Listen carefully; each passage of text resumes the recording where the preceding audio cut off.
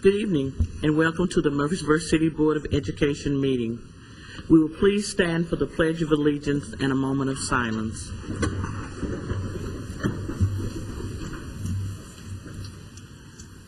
I pledge allegiance to the flag of the United States of America and to the republic for which it stands, one nation, under God, indivisible, with liberty and justice for all.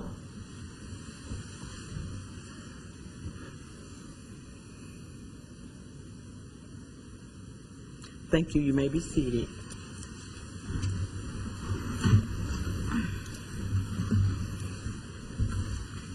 Good evening to Dr. Gibbon and all that are in attendance. First thing on our agenda, we'll ask for an approval of the agenda. So move. Second. There's been a motion and a second. All in favor, sign of aye. Aye. Thank you. Dr. Gilbert, Communications. Thank you. You have several items of communication tonight. First, we're getting ready for our preschool registration, and so I need to give you information about that and also share that with the public.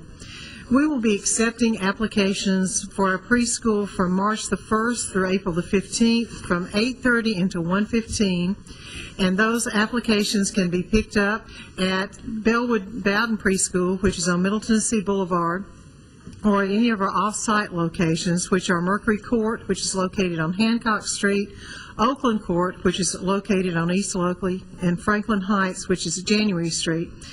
Bellwood's phone number is 895-2313, and also folks can download the application at www.cityschools.net. And again, you may also call the central office, the Murfreesboro City Schools central office, if you wish to do that. So we will be accepting applications from March the 1st through April 15th. Special recognition to Andre White, who is a Scales 5th grade teacher. Mr. White noticed that a child was choking in the cafeteria and was able to assist that child, so we greatly appreciate his attentiveness and his work. Congratulations to the following teachers who were recognized at the recent Delta Sigma Theta Award Ceremony. Margaret McKinley, who teaches at Cason Lane, was a recipient of the Educational Awareness Award. Liz McPhee, who teaches at Discovery School, was a recipient of the International Awareness Award. And congratulations to Hobgood. You will remember that last month we had several students who came and presented their Don't Rock the Boat video for NASA, and that video is now a finalist, and we should find out any day now whether they are the winner in that contest, but the contest is the Optimus Prime contest. So congratulations again to our 6th grade teacher, Chick Knitter, and to his students at Hobgood. Also, congratulations to Beth Swain and Allison Payne. They wrote a grant to attend the Alveus Bullying Train the Trainer, and they did receive that grant, and so they will be receiving training, and in turn will also train Bradley, Bellwood, Cason Lane, and Northfield teachers. A reminder that Read Across America is March the 2nd, and also a reminder that we have our Excellence in Education celebration. That celebration will be honoring Congressman Bart Gordon and will be featuring Northfield Elementary School.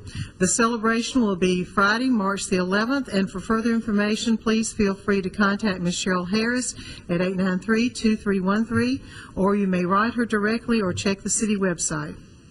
And finally, thanks to Scales' adopted business partner, Learning RX, for a scholarship that was valued at $9,750 that will be used in services to a Scales student. And that's it for your communications. Thank you. We're ready for consent items, and if there are none that you need to discuss, I'd ask for a motion. So moved. Second. There's been a motion and a second to approve our consent items.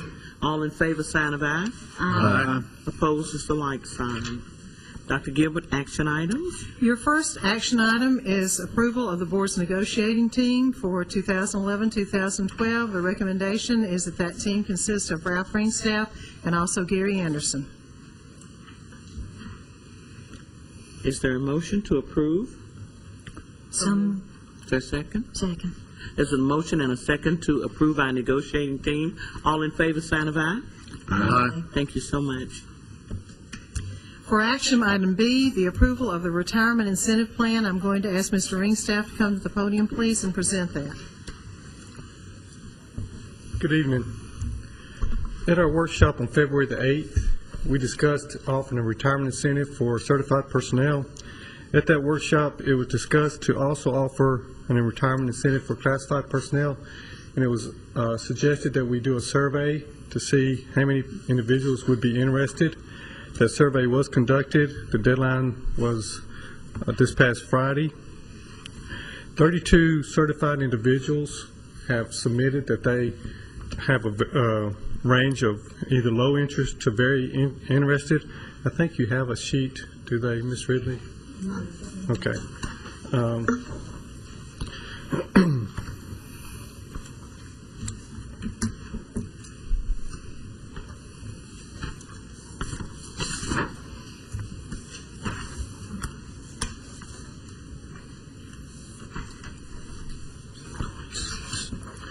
As you can see, 6 expressed low interest, 9 were, I guess, medium, and 17 were very interested. And that's 32. And 80 certified individuals are eligible, approximately. 16 classified individuals are eligible according to our guidelines, 25 years and above. 4 have expressed an interest. 2 is moderate. 2 is very interested. We do not get all the surveys back. 28 certified employees responded that they would not be interested in retirement incentive.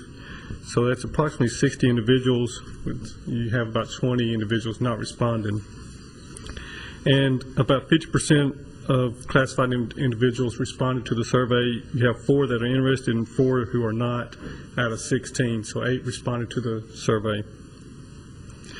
What we will propose is the first sheet in your board packet is the copy of the survey that we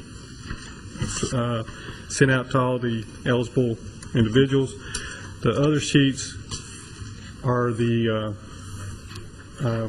retirement incentive plan itself. It goes a little bit more in detail. We would like to propose for you to approve this retirement incentive tonight, and we would send out these sheets accordingly to all the employees who are eligible. And as you can see, we have a 6-week deadline, 6-week time period from March 1st to April 15th for them to submit this paperwork back to us. And I will entertain any questions. Question. I'm sorry. Did you have a question, Mr. Cameron? Hypothetical situation. Yes. All right, although it could very well occur, probably will. Out of these individuals that have indicated they have an interest, now we also have, I believe, intent to return forms that have been sent out, and yes, they are due back when? Middle of this month. I mean, middle of March. Middle of March. Okay, so if I'm in the position where I can retire and take the incentive. However, I really haven't made up my mind yet. So I'm going to send you that intent return form indicating that I'm probably going to return. But that will have no bearing if I have got a time span until, what did you say, middle of April, I think? Yes, sir. So I can still take advantage of the incentive even after I send you that form. The major purpose of the intent to return form is for budgetary purposes. If an individual is preparing for an advanced degree over the summer months, then Mr. Anderson can prepare accordingly. So that's the main factor for those intent to return forms. But yes, they can sign up saying, yes, I intend to return, and then later sign the retirement incentive. I don't know who would be most appropriate to do that, but for the sake of our audience at home, I wish that someone could recap the incentive and talk about why we were doing it and its cost-saving features for the future of Murfreesboro City Schools, so that the folks at home will have a clear understanding of it. Okay, Springstaff, do you want to address that, or do you want me to? Okay. The state of Tennessee is all certified. I guess a lot of citizens in Tennessee know that the more guidelines, more stringent guidelines, more rules are being placed on teachers more and more. And this is just something that if individuals are thinking about retiring as it is, it's just to help them along, I guess. It's not going to replace any salary or anything like that. It's just a little extra incentive if they are contemplating retirement at this time. And we do have several teachers, like as I stated, 32 teachers who are interested. And they must have 5 years with Murfreesboro City Schools, 25 and above with the state of Tennessee in the Tennessee Consolidated Retirement System. And they're eligible to receive anywhere between $12,500 up to $25,000 for a retirement incentive, according to degree and years of service. That's for certified individuals. Classified, they're eligible to receive, I believe, 20% up to a maximum of $12,500 if you've been here 25 to 29 years, 30 years and above, 25% up to a maximum of $15,000 for classified individuals. And how long would it take us to recoup this money? How much will we save in the long run? Depends on when they rehire employees to replace these people. I figured it at a cash neutral basis for 2 years if they hire a 10-year experienced employee.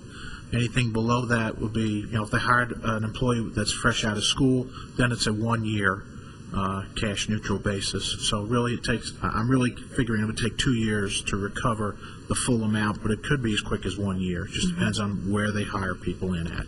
And then after that, we have several years of Yes, savings and over after that, that Mr. Anderson. there would be savings, of course, in the overall employee payroll line. Thank you. Thank you, Mr. Ringstaff. Mr. Anderson. This was actually generated last year at a principals meeting, last spring, as a matter of fact, and we did not feel, well, we didn't have time to do this last year, but this year it was suggested again, and so we felt that it would be feasible this year. Ms. Duggan?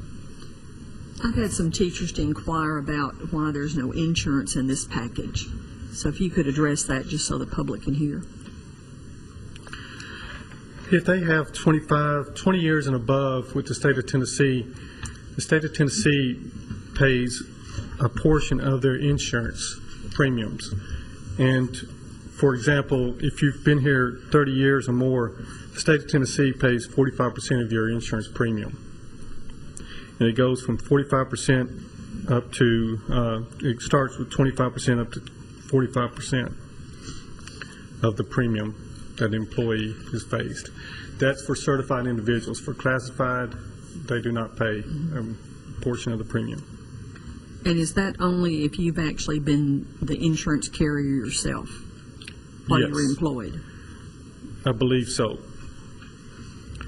If you have 30 years and if you're a certified teacher, I think you are eligible for that. Mm-hmm. But only if you were the carrier of the insurance. Say if you were married and your spouse, you were covered under their insurance, you don't qualify, do you? No, ma'am. Okay. No, ma'am. You're right there. Mr. Campbell has a question for you. Under our insurance configuration,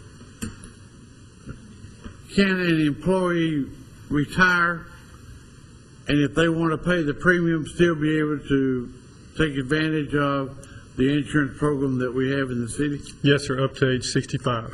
Up to 65. Yes, sir. Mr. Renier? Well, I've looked at this long and hard, and I feel like it's a real good incentive. But let's be very straightforward. It's a real good incentive package for the teacher, for the long-term teacher. But it's also good. It's a good deal for the school system too. It's a two-way street, but it's a very good retirement incentive package for teachers, no doubt about it, and for certified and classified employees. If there's no other discussion, I'd be ready to make a motion. I had one further comment. It wasn't a question, it was a comment. I just mourn always the loss of experienced veteran teachers because I just want to say publicly I think they bring so much to our classrooms. And while I'm happy to be able to offer something like this at the same time, I just hate to lose our veteran teachers. So that's it. I'd like to make a motion that the school board approve the retirement incentive package for both certified and classified employees as presented. Is there a second? Second. Thank you. Ms. Ridley, call the roll, please. Dr. Buchan? Yes. Mr. Campbell? Yes, ma'am. Ms. Duggan? Yes. Ms. Phillips? Aye. Ms. Vernier? Aye. Ms. White? Yes. Thank you. Item C on your action items has to do with bus purchases. Mr. Anderson? Yes, at our last meeting, we talked about the purchase of some new school buses. We're going to have to buy some buses under the state guidelines of having to retire a bus after 15 years. So we're going to have to do it anyhow. One of the things that we've always been in the habit of doing is purchasing the bus after we approve the budget and make it a general purchase out of the general operating budget. A lot of other districts, to avoid the price increases that hit in July, have gone to a system where you can actually place the order now, because it takes them 5 to 6 months to build the buses. So you would have it at the beginning of the school year when it starts, and not retire a bus mid-year like we're having to do this year. We're having to retire a bus in February because of the purchasing cycle previously. We have fund balance money that we can commit to doing this, and so we have the available funds. So we're asking that we purchase 3 buses. I did check with Transportation Supervisor Deborah Savely. You had asked about the possibility of 2 big buses and maybe 1 smaller bus. The feeling is that based on the current gas prices, things, that we're going to be getting more people riding the bus. And we're afraid we may short-suit ourselves if we don't get the bigger bus now, having to make a double run or 1.5 type run. So we're asking that we go ahead and be allowed to use fund balance to proceed and purchase the 3 buses now. Like I said, we're placing the order now. They will not be delivered until July, but just gives us a chance to get the cycle started so we have the buses when we start our new school year. Are there any questions for Mr. Anderson? We'll entertain a motion for the new buses. I make a motion that we approve the recommendation for our 3 new buses. Thank you, sir. Second. There's been a motion and a second. Ms. Ridley, could you call the roll? Dr. Buchan? Yes. Mr. Campbell? Yes, ma'am. Ms. Duggan? Yes. Ms. Phillips? Aye. Mr. Vernier? Aye. Ms. White? Yes. Ms. May I Baker? comment? Yes, ma'am. I just wanted to say hats off to Miss Savely and everyone in the Transportation Department. They do an outstanding job, and I'm glad we're in a position to be able to go ahead now, this time, and get those buses ordered. Mrs. Baker, if you don't mind, could we take these 2 policies when we're ready to vote for them separately? Okay, that's fine. Thank you. The first policy before you tonight is BO 43, a travel expense policy. It is before you for passage on second reading. Do you have any questions relative to this policy? No. There are no questions. Ms. Ridley, call the roll. Is there a motion for this? We need a motion and a second. I so moved. We accept this Thank you. There's been a motion and a second. I don't know why I'm so excited about voting for it. Ms. Ridley, would you please call the roll? Dr. Buchan? Yes. Mr. Campbell? Yes, ma'am. Ms. Duggan? Yes. Ms. Phillips? Aye. Mr. Vernier? Aye. And Ms. White? Yes. Okay, the second policy before you for second reading is BO 44, reimbursement of expenses policy for Murfreesboro City School Board. Are there any questions? If there are none, we'll entertain a motion. Motion to approve. Is there a second? Second. Ms. Ridley, you'll call the roll. Dr. Buchan? Yes. Mr. Campbell? Yes, ma'am. Ms. Duggan? Yes. Ms. Phillips? Aye. Mr. Vernier? No. Ms. White? Yes. Thank you. Okay, the next policy before you is BO 15, responsibility, authority, and rights of negotiating team. It is before the board for first reading. The changes that have been made to this policy are reflected in the bold.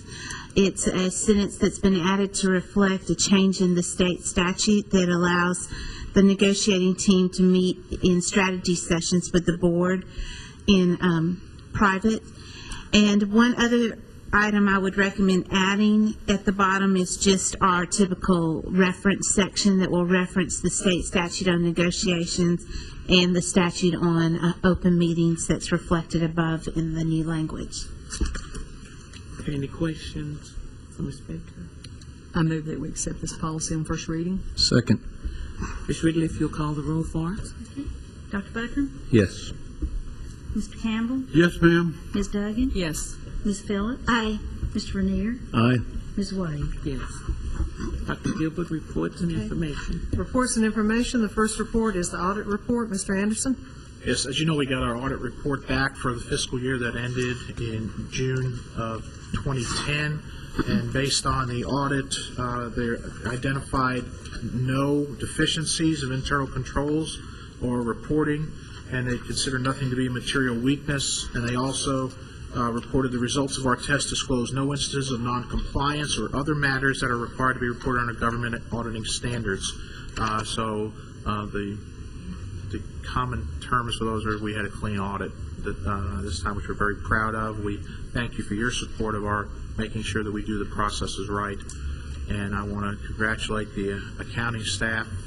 Melina Bell is the finance manager who handles the audit, and also to all of our school bookkeepers who have to do the same processes at our school level. So we're very proud of them. So thank you very much for the support on this and making sure we're doing the things the right way.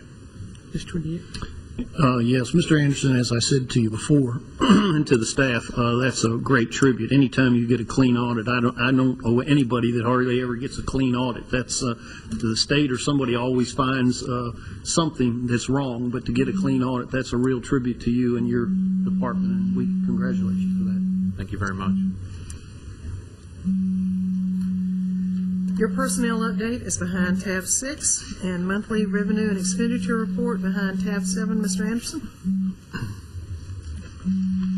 Yes, on your monthly revenue and expenditure report, good news. We're at 58.3% of the year, and we crossed over that magic line into positive fund balance. Last year, during this month, we were still in the red ink, so we crossed over the line a month early, and that is just absolutely wonderful news to be in that position. On the revenue side, our property tax collections are up $623,000 on a year-to-date basis. That is also good. I don't know the exact reason behind that. We did anticipate additional property tax collections, so that's not just the same property tax amount. That is an increase over what was expected, but percentage-wise, it increased about 2%.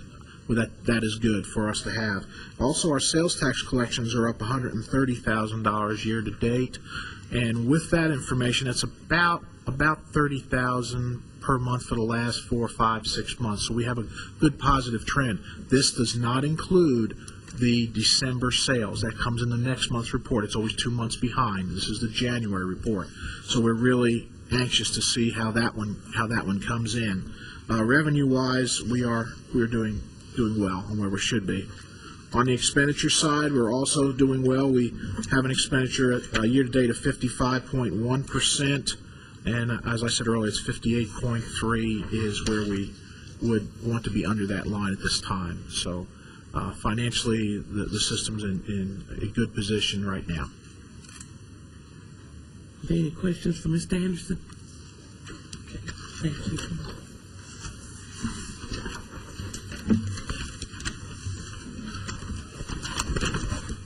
The attendance report behind tab 8. Our pupil-teacher ratios are still very good at 18.38 for our K through 3. Our 4 through 6 is 19.6. The attendance rate, we had a lot of illness this time, and our attendance rate actually dropped 2% to 93.5. Last year we went through a month like that as well, not quite as bad, but we had a lot of illness in the district, so that dropped it down.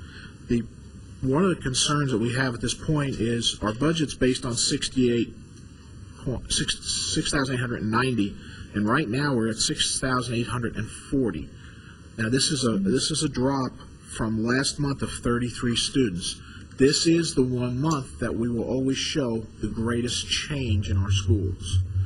So we are hopeful that it'll go back up, but we are very keenly aware of this number because, as you know, that affects our overall revenues from the state of Tennessee. So we're watching that. But that's where we were a year ago, we were 35 from last year at this time, 35 students. Ms. Phillips? I just had some curiosity about the attendance, Mr. Anderson. Any information on how many kids were out with the flu? We have that in the attendance, but I don't look at to see how many had flu or whatever. I don't look at that part of it, but most of it was the flu bug. Flu bug. I was thinking, and I know that, Miss Kane and so many of the folks working are really have always urged parents to make sure their children get flu shot, and I know they work on that every year, and each year I hope we can campaign to get more of our children inoculated against flu, and so I just wanted to acknowledge their work and hope we keep working towards that. Miss Newell has had a preponderance of flu. I don't know exactly what she has done in her school, but she was updating us on a regular basis, an hourly basis the other day. But it is an unusual flu because it's one in which kids are out for 5 days a lot of times. And to look at my grandson, for example, to look at him, you wouldn't have known. But clearly he was sick, and so he was to stay home. Right. And it's very hard sometimes around Valentine's Day to stay home. That's right. Mr. Campbell? Mr. Anderson, do we have any particular area that we've lost students from, or is it just pretty well system-wide? Well, I went and looked at the first attendance to this last one, and it's really, it goes all over. Like one school may be down 6, another school up 10, but the previous month they were down. So it's really, it just kind of goes all over. Part of that is the mobility within the district of students moving around, and this is the time of year when everybody moves around.